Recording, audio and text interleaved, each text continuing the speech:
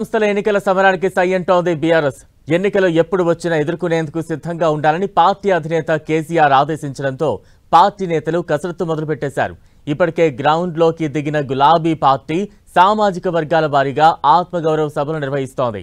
త్వరలోనే బీసీ ఆత్మగౌరవ సభ ఏర్పాటుకు ప్లాన్ చేస్తోంది బీఆర్ఎస్. తెలంగాణలో స్థానిక సంస్థల సమరానికి పార్టీలు సన్నద్ధమవుతున్నాయి.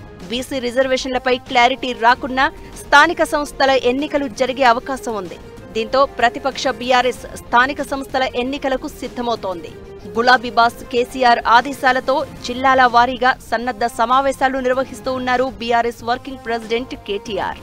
రాష్ట్రంలో ప్రస్తుతం బీసీ రిజర్వేషన్ల అంశం తెరపైకి రావడంతో ఒక్కో జిల్లాలో కులాల వారీగా సమావేశాలు ఏర్పాటు చేస్తున్నారు కేటీఆర్. కామారెడ్డి జిల్లా ఎల్లారెడ్డిలో దళిత ఆత్మగౌరవ సభ నిర్వహించారు కేటీఆర్. బీఆర్ఎస్ అధికారంలో ఉన్నప్పుడు దళితులకు దళిత బంధు ఇచ్చామని గుర్తు చేశారు. అధికారంలోకి వచ్చిన కాంగ్రెస్ ప్రభుత్వం ఎస్సీలను మోసం చేసిందని కేటీఆర్ ఆరోపించారు.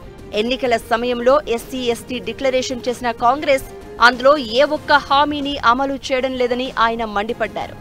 కేసీఆర్ 10 లక్షలు ఇస్తుండు, మేము 12 లక్షల రూపాయలు ఇస్తాం అని చెప్పి చేవెళ్లలో మల్లికార్జున్ ఖార్గే గారు ఆల్ ఇండియా కాంగ్రెస్ కమిటీ అధ్యక్షుడు ఆ పెద్ద మనిషిని తీసుకొచ్చి ఆయన చేతుల మీదకెళ్లి ఎస్సీ ఎస్టీ డిక్లరేషన్ అని చెప్పి ప్రకటించి రాష్ట్రంలోని దళితుల ఓట్లు కొల్లగొట్టింది.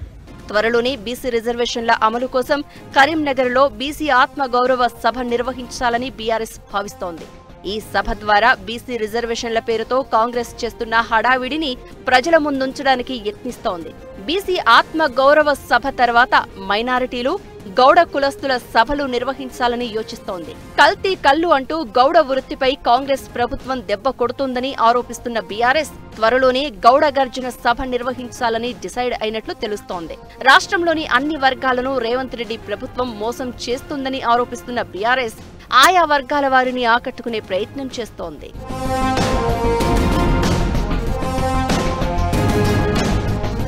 తెలంగాణలో కాంగ్రెస్ ప్రభుత్వం ఓట్ల రాజకీయం చేస్తోందని ఆరోపిస్తోన్న బీఆర్ఎస్ ఈ అంశాన్ని విస్తృతంగా ప్రజల్లోకి తీసుకెళ్లాలని నిర్ణయించింది. స్థానిక సంస్థల ఎన్నికలను దృష్టిలో పెట్టుకుని రేవంత్ సర్కార్ రైతు బంధు డబ్బులు రైతుల ఖాతాల్లో జమ చేశారని, రేషన్ కార్డులు ఇస్తున్నారని బీఆర్ఎస్ ఆరోపిస్తోంది. కాంగ్రెస్ సర్కార్ వైఫల్యాలను ఎండగట్టడానికి బీఆర్ఎస్ ప్రణాళికలు సిద్ధం చేసినట్లు తెలుస్తోంది.